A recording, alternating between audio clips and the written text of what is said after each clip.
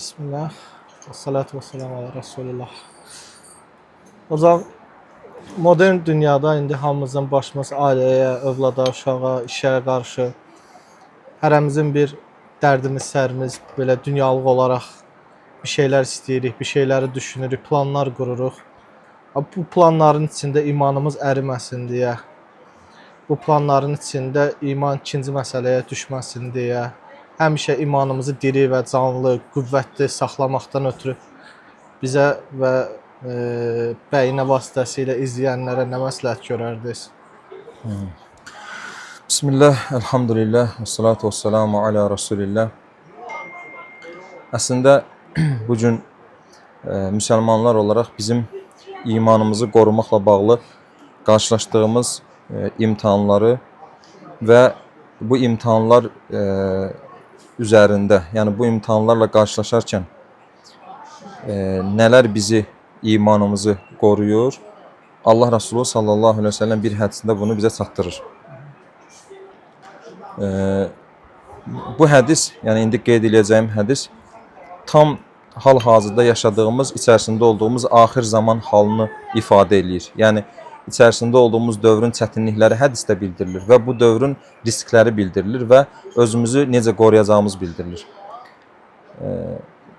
Müslim səhihində rəvayət eləyir. Allah Resulü sallallahu aleyhi ve sellem buyurur ki: "Bədiru bil a'malis salihə." Salih əməllər işləməyə tələsin. Öncə Allah Resulü tövsiyə edir. İndi tövsiyə qismini, yəni salih əməllər tövsiyəsi edir Allah Resulü. O tövsiyə qismini başa düşməyimiz o ardıca bildirilən dövr üzərinə olacaq. Hansı ki Allah Resulü buyurur ki: "Fəsətəkunu fitanun kaqita'il leylil muzlim." Yaxında fitnələr olacaq. Yəni Allah Resulü gələcəkdə baş verəcək fitnələrdən bəhs eləyir və Allah Resulü fitnəni nəyə bənzədir? Qaranlıq gecələr kimi bir fitnə. Yəni elə fitnə olacaq ki, qaranlıq gecələr kimi, zülmət gecələr kimi fitnə olacaq. Və o fitnənin, burada Allah Resulü fitnəni qaranlıq gecəyə bənzədir. Qaranlıq gecəyə bənzədilməsində ki hikmət, Allahu aləm, belə düşünə bilərik ki, qaranlıq gecə, yəni çox zülmət bir gecə düşünün və o gecədə sən yeriyirsən. Qaranlıq gecədə yeriyən bir adam özünü gözləyəcək təhlükələrdən qorunması çətin olan birisidir. Yəni, sən harada önüvə nə kimi bir əngəl çıxa bilər, harada üzərvə bir hücum ola bilər, ayağın sürüşə bilər, ayağın harası ilişə bilər, yıxıla bilərsən. Yəni, qaranlıq gecə elədir ki, sən özünü gözləyən təhlükələrdən qorunmağın çox çətindir. O səbəbdən də Allah Resulü fitnəni qaranlıq gecəyə bənzədir. Və belə bir dönəmdə müminin qarşılaşacağı riskə vurğu edir Allah Resulü. Nədir o risk? Allah Resulü buyurur ki: "Yusbihur raculu mu'minan və yumsi kafiran və yumsi mu'minan və yusbihu kafiran." Bir adam mömin olaraq sabahlayacaq, kafir olaraq axşamlayacaq. Yəni adam səhərə mömin olaraq girir. Mömin deyərkən ağlımıza nə gəlir? Adamın ibadəti var, imanı, ibadəti, müəyyən əməlləri var və adam axşama kafir olaraq çıxacaq. Və ya Allah Resulü buyurur ki, kafir olaraq sabahlayacaq və əksi olar. Yəni axir zaman elə bir dövrdür ki, insanların ani dəyişikliklər göstərdiyi bir dövrdür. Yəni anidən dəyişə bilər. Yəni heç gözləmədiyin adamlardan gözləmədiyin hərəkətlər ortaya çıxa bilər. Allah qorusun. Yəni çox qəribə bir haldır. Və Allah Resulü sallallahu aleyhi ve sellem hədisin sonunda buyurur ki: "Və yebi'u dinahu bi aradin mined-dunya." Və dinini az bir dünyalığa satacaq. Subhanallah. Elə bir dövr olacaq, dinini az bir dünyalığa satacaq. Tam bu gündə. Hə, elə bir vəziyyətdir ki, öncə Allah Resulü fitnədən bəhs eləyir. Yəni fitnə elə bir şeydir ki, sən haqq ilə batili seçməkdə çətinlik çəkirsən. Baxın, bu fitnə bu gün harda var? Məsələn, deyək ki, ümumi cəmiyyətin içərisində yaşayan bir adam davamlı açıq-saçıqlıq görür, davamlı çılpaqlıqlar, davamlı harama dəvət görür, düzdür, içki görür, faiz görür, başqa haramları görür. Bu, onun imanına edilmiş bir hücumdur. Digər tərəfdən, deyək ki, müəyyən insanlar təhsil alırlar. Təhsil qurumlarında və ya akademik karyera ardı düşənlərdə təhsil sistemində olurlar. Təhsil sistemində olan insanlarda normalda, məsələn, biz hər zaman düşünürük ki, ən çox günahlara meyilli kimlər olur? Məktəbdə zada məsələn normalda Gənclər. gənclər və gənclərin içərisində daha çox oxumayan uşaqlar, düzdür, günaha meyilli olur da. Oxuyan uşaqlar biraz başı məşğul olduğu üçün, hə. İndi deyək ki, bir adam o bu günün cəmiyyətin sənə yüklədiyi günahlardan bir gənc uzaq durur, özünü verir təhsilə. Daha ciddi şəkildə. Təhsil sistemindəki risk də heç də buradan geri qalan tərzdə deyil. Fərqli-fərqli fəlsəfi cəryanları görür, fərqli fikir insanlarını görür və imanına fərqli yönümlü hücumlar görür. Bu gün elə bir vəziyyətdir ki, hansı tərəfə getsə adam bu hücumlarla qarşı-qarşıya qalır.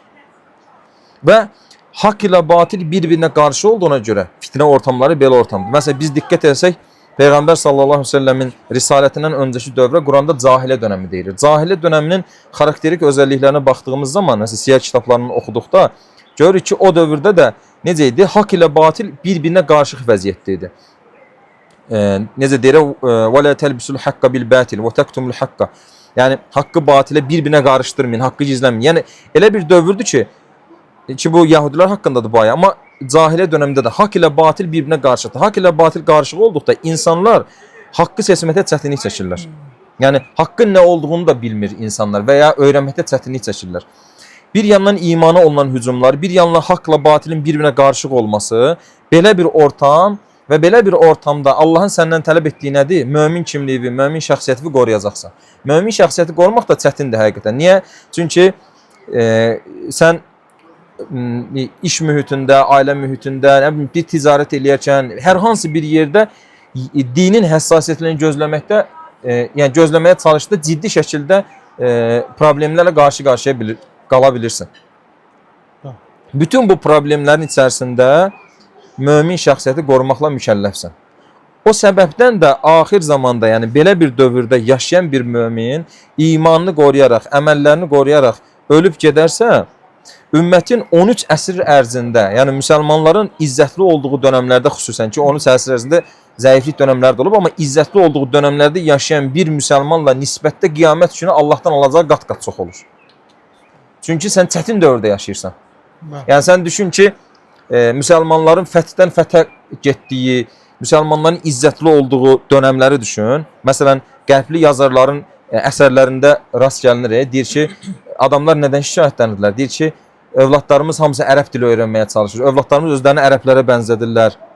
O dövrdə də əksisidir. Bu gün necə ki, insanların beyni qərb mədəniyyəti işğal eləyirsə, qərblilər də o dövrdə nədən narahat edirlər? Övladlarımız deyir, ərəblərə, yəni onlar kimi olmağa çalışırlar. Yəni müsəlmanların fəthdən fəthə qaçdığı, müsəlmanların liderlərinin izzətinin olduğu dönəmlərdə düşünün ki, müsəlmanların paytaxtlarının hər hansı bir yerdə, məscidlərin, əzan səslərinin, təsəttürlü xanımların olduğu bir ortamda 5 vaxt namazını qılan bir müsəlman, bir də belə ortamda 5 vaxt namazını qılan bir müsəlman. Qiyamət günü Allahdan alacaqları eyni olmaz. Çünki çətin dönəmdir. Çətin dönəmdir və bu dönəmi Allah Rəsulu bizə xəbər verir. Adam mömin kimi sabahlayacaq, kafir olaraq axşamlayacaq. Allah qorusun, çox çətin bir şeydir və dinini az bir dünyalığa satmağa razı olacaq. Yəni bu ifadəni hədisdə eşidərkən ağlımıza nə gəlir? Yəhudilər haqqında onlar Allahın ayələrini az bir qarşılığa satarlar. Yəni nədir məsələ? İnsanların hər hansı bir insanın dəyərlər sistemi olur da. Yəni dəyərləri içərisində nə olur? Deyək ki, namus, qeyrət, vicdan, məsələn haqqlara riayət, valideynə, böyüyə, kiçiyə hörmət, müəyyən dəyərlər sistemi olur. Və bu dəyərlər sistemi içərisində din var. Əslində bunların hamısı dinin gətirdiyi sistemdir, amma din var.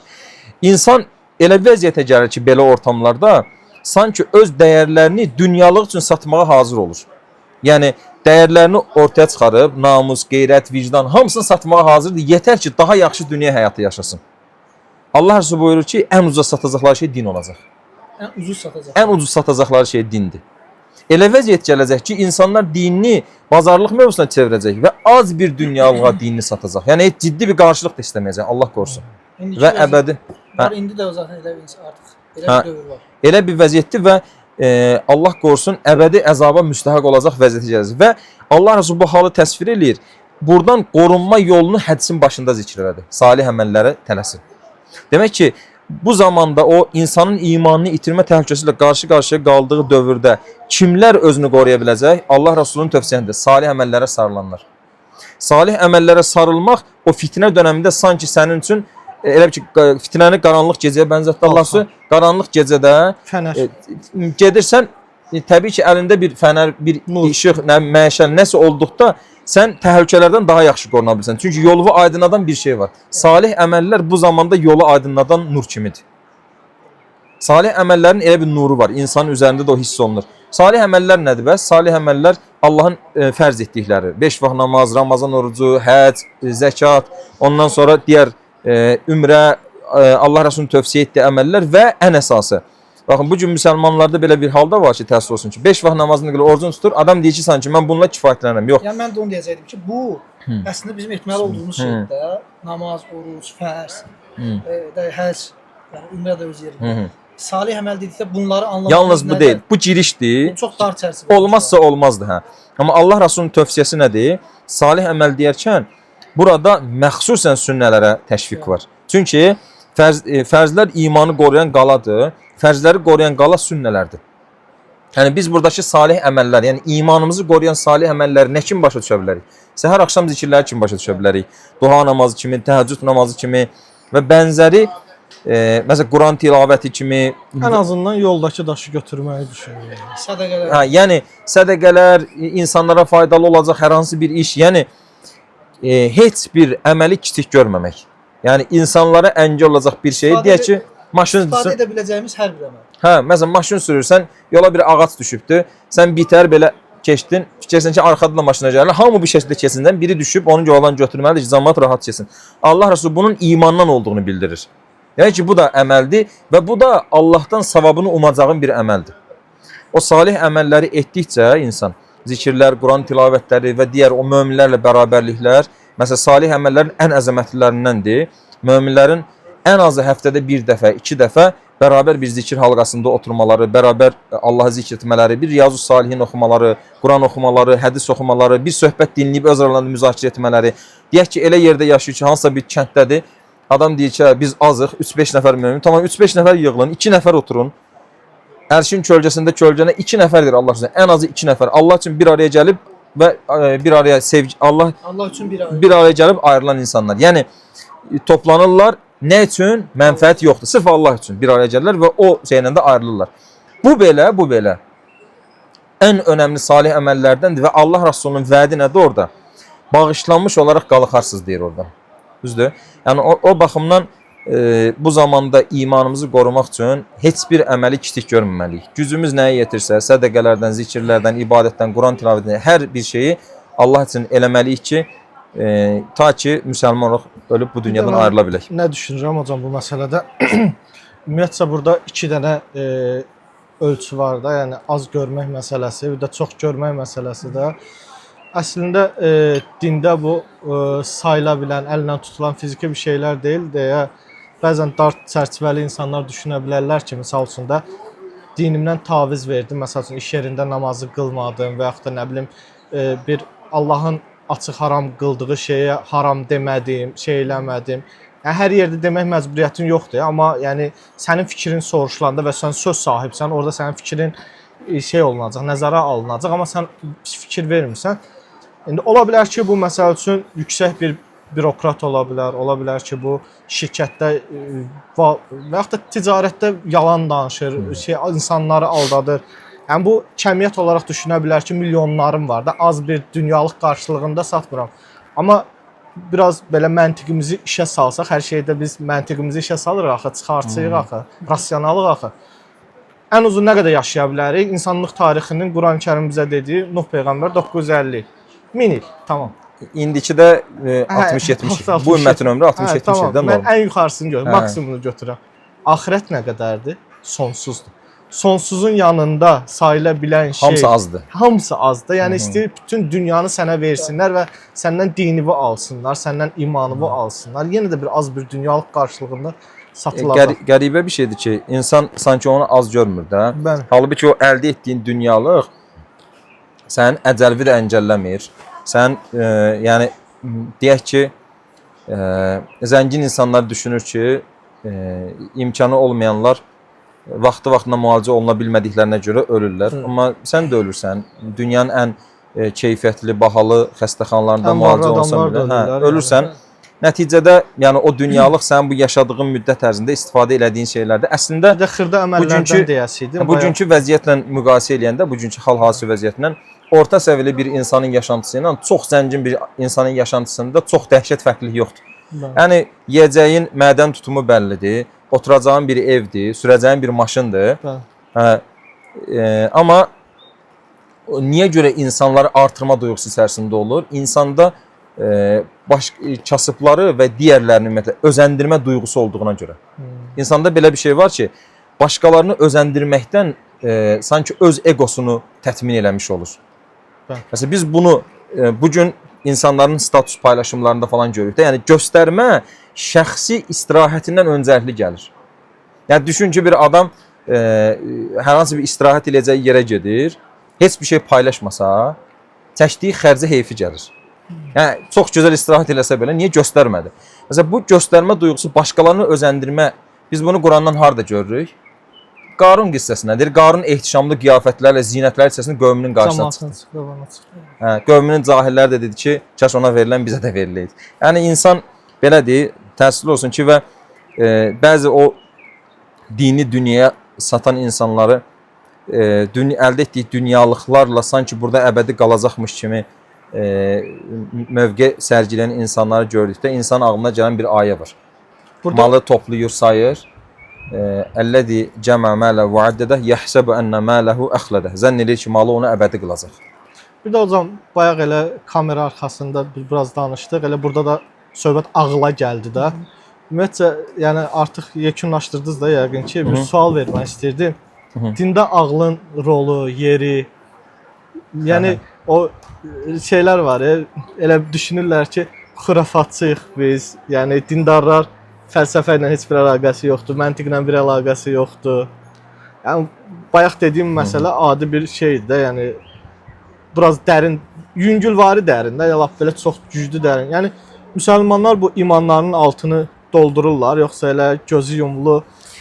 Bu biraz çox təfsilatlı mövzudur. Nəsib olarsa daha geniş şəkildə danışarıq. Sadəcə qısaca belə deyə bilərik ki, İslamı səthi şəkildə İslamı qaynaqlarından oxuyan hər bir kimsə görər ki, Quranda məxsusən xitab ağıl sahiblərinədir. Yəni Quranda Allah ağıl sahiblərinə xitab edir və Quranda davamlı Allah ağlı istifadə etməyə təşviq edir. Və ağlı istifadə ilə bağlı gəlmiş bütün fərqli kəlmələri biz Quran-Kərimdə fərqli yerlərdə görürük. Yəni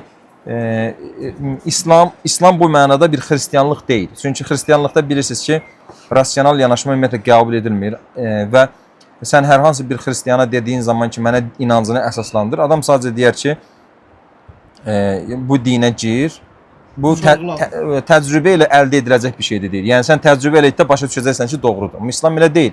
Yəni sən rasional əsaslarla, əqli prinsiplərlə bunu isbat eləyə bilirsən ki, sadəcə insanın Allahın bildirdiyi həqiqətlərin doğruluğunu qavraması yalnız ağlını doyurması ilə olmur. Yəni sən sadəcə ağılla dinin o əsaslarını müəyyən yerlərə otuzdurursan, bilirsən ki, bu əqlən tam rasional qərardır din seçimin, İslam seçimin. Ondan sonra İslamın əmr etdiyi əməlləri, salih əməlləri, ibadətləri, namazı yerinə yetirdiyin zaman, namaz məsələn Quranda necə təsvir olunur? Xuşu üzrə edilən. Yəni bunları etdiyin zaman təcrübə qismini əldə eləmiş olsan. Yəni ondan sonra artıq o imanın həqiqətini bütün sanki vücudunda hiss edirsən. Yəni yalnız çünki insan yalnız ağıldan mütəşəkkil bir varlıq deyil. İnsanın rasional tərəfi olduğu kimi insanın duyğusal tərəfi də var, emosional tərəfi də var. İslam iki tərəfə də xitab edir. O səbəbdən də Quranda qiyamətlə bağlı mövzuları oxuyanda görürsən ki, bir yandan insanın əqlinə cavablar verilir. Bir yandan insanın emosionallığı doyuzdurulur. Və bununla da insan iki tərəfi də doymuş şəkildə həqiqi mənada iman edir. Yəni ağıl məsələsi bəllidir zaten. Müsəlman alimlər deyək ki, antik Yunandan məntiq elmini və bənzəri fəlsəfəni götürüblər. Bu bizim şeylər deyil. Yox, bizim dediyin yəni müsəlman alimlər götürüblər. Yəni müsəlman alimlər belə yanaşmayıblar ki, bir şey başqa mədəniyyətə mənsubdursa, biz onu bütünüylə rədd edirik. Ümumiyyətlə müsəlmanlar, sahabilər belə yanaşmırdılar. Çünki sahabilər fəth elədiyi torpaqlarda mövcud idarəçilikdən müsbət nələrsə görüblərsə, onu götürüblər. Sasanilərdən, Bizansdan nələrsə görüblərsə müsbət və şəriətə zidd olmayan nələrsə görüblərsə götürüblər. Çünki müsəlman faydanı harda görürsə ki, bal arısı kimi olmalıdır. Yəni harda görürsə götürür. Təbii ki, burada biz onu demirik ki, sıravi hər bir müsəlman getsin, dərin fəlsəfə kitabları oxusun. Bu deyil. Yəni sənin müəyyən bir bazan olmalıdır, oturuşmalıdır, etiqadın və bənzər şeylər oturuşmalıdır ki, fiqh və digər şeylər ki, ondan sonra nəyi hardan, necə götürəcəyi biləsən. Amma müsəlman alimlər antik Yunandan və öncəki mədəniyyətlərdən bir çox şey götürüblər və bilirsiniz ki, bir dönəm tərcümə hərəkətləri başlayır. O tərcümə ki, Abbasilərdə Darül Hikmə, ondan sonra müsəlman coğrafiyasında bir baxıma fəlsəfənin İslamiləşdirilməsi prosesi gedir. Və bu tarix boyunca tənqidlər də olub. Kim nə qədər bunu bacarıb, müxtəlif firqələr formalaşır. Amma müsəlmanlar heç vaxt inanclarını təqdim etməkdən çəkinməyiblər. Yəni meydan oxuyublar hər zaman ki. Yəni biz inancımızı istənilən platformada, istənilən şəkildə isbat etməyə hazırıq. Müsəlman alimlər belə olurlar. Niyə görə? Çünki bu meydan oxumanı Qurandan götürüblər. Necə meydan oxuyur? Quranın misində bir şey gətirin. Quranın yəni onun bənzəri bir şey gətirin. Fə illəm təfəlu və lən təfəlu. Eləyə bilmədinsə, gələcəyə qədər də eləyə bilməyəcəksiniz. Yəni əgər deyir bu qulumuza endirdiyimizin, ərəbcəsində ağlıma gəlmədi, qulumuza endirdiyimizin, yəni onun öz sözü olduğunu iddia edirsə, onun misində bir şey gətirir. Bu meydan oxumadır və qiyamətə qədər bu meydan oxuma keçərlidir. Heç birimiz bacara bilməyəcəksiniz. Quran kimi, İslam kimi inanc, ibadət, hüquq, iqtisadi, ailə nizamı olan, həyatın bütün sahələrində söz deyən və isabət edən bənzər bir sistem gətirilməsi. Çünki İslam vəhidir, Allahın sözüdür. Bəşəri heç bir sistemlə müqayisə edilə bilməz. Bir sual da verəm. Bir sual da mən verim. Sonra mikrofon verərəm. Sən sual verərsən. İkisini verim. Bəli, çay zəhmət olmasa. Deməli hocam, siz dediniz ki, imanı sabit saxlamağın yolları var. Allah Rəsulü bunu bildirib. Nədir? Sünnəyə sarılmaq, salih əməllər. İndi bugünkü dövrümüzdə biz müsəlmanları, ətrafımızdakı müsəlmanları, gənclərin həmin imanda olan, belə deyək də, yəni namazını qılır, orucunu tutur, normal praktik edir də belə deyək İslamı. Onların bəs imanlarının sabitliyinə təsir edəcək. İmanların sabitliyini bozacaq. Hansı əməlləri var ki, siz onları görürsünüz. Məsələn, əksəriyyətində bu var. Və yaxud da bir hissəsində bu var, bir hissəsində bu var. Misal üçün də yaş kateqoriyalarına görə, yaş orta nəsildə belə bir problem var, imanlarının sabitliyinə xələl gətirir. Sonra gənc nəsildə, tələbələrdə belə bir problem var. Yəni hansı tip problemlər var ki, hansı tip əməllərimiz var ki, bunlar bizim imanımızın sabitliyinə xələl gətirir. Və biz salih əməlləri etsək belə, yenə də onları tərk etmədikcə o stabilliyi qoruya bilmirik də belə. Bu da çox dərin izah gərəkdirəcək bir şeydir. Bundan ümumiyyətlə hal-hazırda yaşayan mömin təbəqə belədir ki, yəni belə bir sekulyar sistemdə yaşayan müsəlmanlar elə bir halla qarşı-qarşıyadırlar ki, marjinallıqla sosiallıq arasında girib gəlirlər. Sosiallıq bilirsiniz ki, normal insan sosial varlıqdır, insanlara qaynayıb qarşıyan varlıqdır. Marjinallıq da odur ki, içə qapanıq olursan, ya hər hansı bir mömin çevrə içərisində məhdud qalırsan, ya da ki, sosiallaşırsan. İndi elə qəribə bir hal var ki, deyək ki, möminlər marjinallaşsa, ki, bəzi qruplar marjinallaşır, yəni çox içə qapanıq olur. Bunu niyə görə edirlər? Öz yəni dini qorumaq məqsədlə ki, yəni dinimizi qoruyaq. Çünki biz cəmiyyətə qarışdıqca zəifləyə bilərik. Amma bu da başqa şəkildə mənfiliklərə səbəb olur. Çünki İslam gəldiyi cəmiyyəti düzəltmək üçün mövcud olan bir dindir. Sən cəmiyyətin içərisində olmadıqsa, cəmiyyətin strukturları içərisində yer almadıqca, sənin onu düzəltməyin çətinləşir. Marjinallaşdıqca, o cəmiyyətə sənin deməyə sözün qalmır. Bu marjinallığın gətirdiyi mənfi şeyləri görən müsəlmanlar da sosiallaşırlar, burada da sərhəddi gözləyə bilmirlər. Sosiallaşdıqsa nədir? Tutaq ki, sən qarışıq iş mühitindəsən, müəyyən bir şirkət ola bilər və ya müəyyən rəsmi yer ola bilər, müəyyən iş mühiti içərisində və ya qohumlar içərisində və ya bənzər yerlərdə artıq tam sosiallaşdıqca bir müddət sonra dəyərləri itirməyə başlayırsan. Niyə görə? Çünki insan elə varlıqdır ki, insan hər nə qədər sənin daxilində bir inanc olsa belə, sən gördüklərindən təsirlənirsən.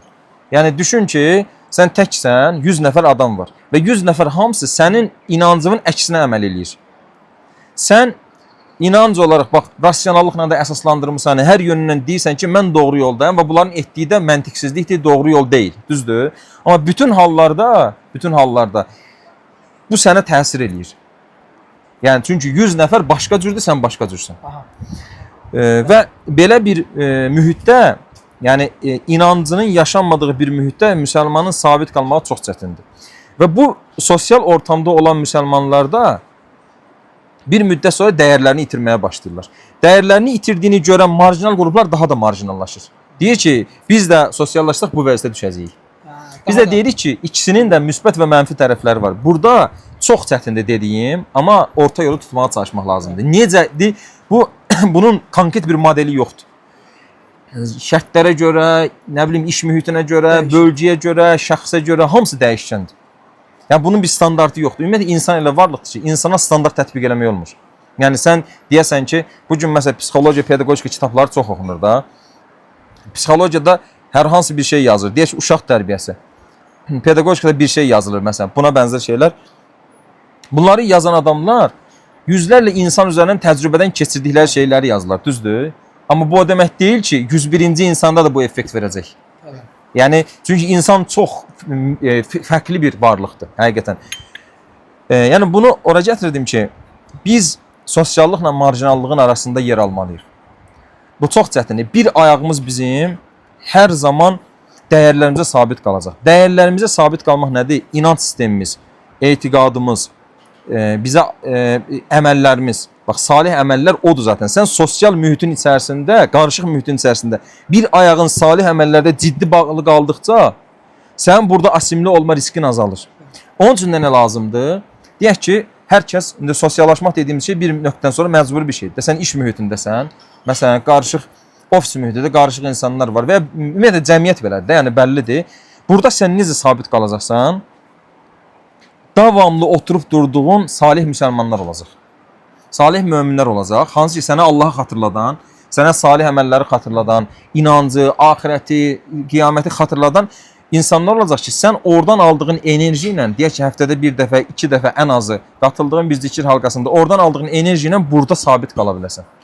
Amma bir mömin düşünün ki, adam normal şəkildə sünnələrini qılır, zikirləri, ibadətləri var, amma mömin çevrədən qopub getdikcə, qopur və bu ortam içərisində getdikcə yavaş-yavaş zikirləri tərk edir, sünnələri tərk edir, yalnız fərzlə fərzlə yetinir. O zaman nə etməlisən? Buradan qopmayacaqsan. Yəni bir həftədə bir dəfə məsələn söhbətə gəlsən, deyək ki, bir gün təyin eləmsən, o elə olmalı ki, sənin həyatında qonağım gəlir, başım ağrıyır, bu kimli səbəblər biz müsəlman gətirməməlidir. Çünki şeytan nə edir? Hər şeyin birincisini eləmək çətindir. Yəni bir adam deyək ki, bir ildir stabil söhbətə gedir harasa, bir möminlər ortamındadır. Ən çətini bir dəfə aparmamaqdır. Yəni çünki bir il getdiyi bir şey rutin, insan üçün tərk edilməz bir şeydir. Sən o həyatın mərkəzinə otuzdurmusan. Amma şeytan çalışır də bir dəfədir də, nə olacaq? Yəni bir dəfə getmə. Bir dəfə getməyən sonra görürsən ki, nə oldu ya? Yəni getmədim. Elə 2 dəfə, 3 dəfə yavaş-yavaş soyunmağa başlasan. Soyduqca da burada əriməyə başlasan, asimli olursan. Getdikcə asimli olmaq bilirik də nədir? Normalda asimli olmaq etnik bir tabirdir. Yəni böyük, yəni kiçik etnik topluluqların böyük topluluq içərisində öz dəyərlərini, adətlərini itirməsidir. Biz bunu möminlərin, yəni o cahili cəmiyyət içərisində dəyərlərini itirməsinin mənasında istifadə edirik. Yəni itirməmək üçün davamlı oturub durduğun insanlar olmalıdır. Məsələn, Ramazan gəlir, asimli olmağa yaxın bir möminin vəziyyəti nədir? Orucunu tutur. Amma asimli olmağa dirənən mömin nə edir? Etikafa da qalır. Məsələn. Nə edir? Ümrəyə gedir. Sədəqəsini artırır. Bu dirənir. Məsələn, bir mömin düşünün ki, yaxşı bir iş mühitindədir, yaxşı da pul qazanır, ev tikir, maşın alır, çox gözəl. Allah möminlərdə daha da artırsın. Bizim də istədiyimiz odur. Amma bir yandan da deyir ki, mənim ildə bir dəfə ümrəm olmalıdır. O məni ayaqda saxlayır. Yəni onu üzməməlisən. Həftəlik söhbətin ara bir məscidə getməyin, möminlərlə oturub durmağın, ümrən, Ramazanı yaxşı istifadə etməlisən. Bunun kimi əməllər Allahın izniyle insanı sabit saxlayır. İnşallah. Buyur. Yox, belə. Bir də sual. Əslində mən biraz geri qaytaracağam. Şeyə soruşacaqdım. Yenə fəlsəfə qayıdırıq. Şey, yəni bayaq dediniz ki, Allah Taala Quran-Kərimdə dəlillər verir də. Qəliz dəlillər verir. Yəni bunları anlamaqdan ötürü çoxlu kitablar oxumaq, təfsilata getmək lazımdır. Yoxsa hər kəsin başa düşəcəyi şeylərdən misal çəkir. Bəzən belə bir etiraz gəlir ki, məsələn Quranda verilən misallar, normalda Quranda misal nədən verilir? Məsələn dağları Allah misal verir. Müşahidə edirik, düzdür? Allah yaşıllığı misal verir, ağacları misal verir, bitkiləri misal verir, səmanı misal verir. Allahın misal verdiyi bir çox şeyi indi müşahidə edirik də. Allah heyvanlardan misal verir, bitkilərdən, yeyəcəklərdən, insan yediyinə bir baxsın, insan özünə baxsın, misal verir. Bəzən deyək ki, ağır fəlsəfə oxumuş, bu biri elmlərdə müəyyən bir məsafə qət etmiş adamlar deyir ki, İslamdakı verilən misallar çox bəsitdir, daha doğrusu çox sadədir. Amma yəni sanki belə bir şey var ki, çox çətrəfilli izahlar gətirdikcə sən daha intellektual görünmüş olursan. İslamda isə sadədir izahlar. Biz deyirik ki, bax İslam Allahın dinidir və Allah dinini bütün insanlığın qəbul etməsi üçün göndərib. Yəni Allah bütün insanlığı mükəlləf tutub. Məsələn, çətin fəlsəfi mövzular, çox çətrəfilli, qarışıq bu mövzular, hansı ki müəyyən fəlsəfədə danışılır, müəyyən ortamlarda biz də danışırıq. Sosial mediada yox təbii ki. Məsələn, o mövzular kütlənin neçə faizinə əlaqələndirir? Çox cüzi faizinə. Amma Allah kütlənin 100%-nin hamısını əlaqələndirəcək şəkildə vəhyini göndərir. Quranda bildirilən misallar sadədir, amma həqiqətdir. Bir fəlsəfəçi də otursa, oxusa, görəcək ki, bu ağla, məntiqə tam müvafiq əsaslardır və oradan çox dərin anlamlar da çıxara bilər. Necə ki, təfsir kitablarımızda var. Amma bir fəlsəfəçiyə xitab etdiyi kimi, bir ağır alimə xitab etdiyi kimi o ayələr, həyatı boyu kitab oxumamış, dağ kəndində yaşayan bir nənə düşünün, ona da xitab edir. Çünki sən bir nənəyə desən ki, bax Allah buyurur ki, başını qaldırıb səmaya bax, gör bir nizamsızlıq görə bilirsən, nə deyir? Həqiqətən, məsələn. Bax dağlara, deyəcək, həqiqətən, necə gözəldir. Bax bir pomidora, bax bir limona, bax portağala, gör necə gözəl qoxusu var, dadı, vitaminləri. Bunu desin, deyəcək, həqiqətən. Allah bunu deyir, bir nənədə bunu anlayır, heç nə kitab oxumayan. Bir bioloq da, bir nə bilim başqa elmlərdə olan adam da onu, o nənənin zahirinə baxıb heyrətləndiyi portağalı daha detallı öyrənib heyrəti daha da artar. Çünki Quran bütün təbəqələrə xitab edir. O baxımdan əgər Qurandakı misallar yalnız cüzi hissəni başa düşəcəyi səviyyədə olsaydı o Allahın dini ola bilməzdi zaten. Quranın verdiyi misallar iman məsələləri, açıq iman məsələləri bütün kütlənin başa düşəcəyi səviyyədədir. Allahın qullarının istədiyi nələrdirsə açıqdır. Və bütün kütlənin başa düşəcəyi səviyyədədir. Elə onu işitmək istəyirəm. Allah razı olsun. Cümləmizdən. Sualın var mı? Yox. Bunu deyirəm, uzun zamandır paylaşmadığımız videoların boşluğun qısa. Podcast mühiti değildi ama podcast kimi bir şey oldu. Əslində hazırlıqlı gəlmək olardı. Prosta bu sizin qoşulmağınız da biraz belə şey oldu da, aniden oldu deyə. Aynen. Yoxsa gətirərdim bütün avadanlığı burada. Hə. Növbəti səfərə inşallah. İnşallah. Yay gəlir. Eləyərik. Allah razı olsun. Cümləmizdən. Allah razı olsun.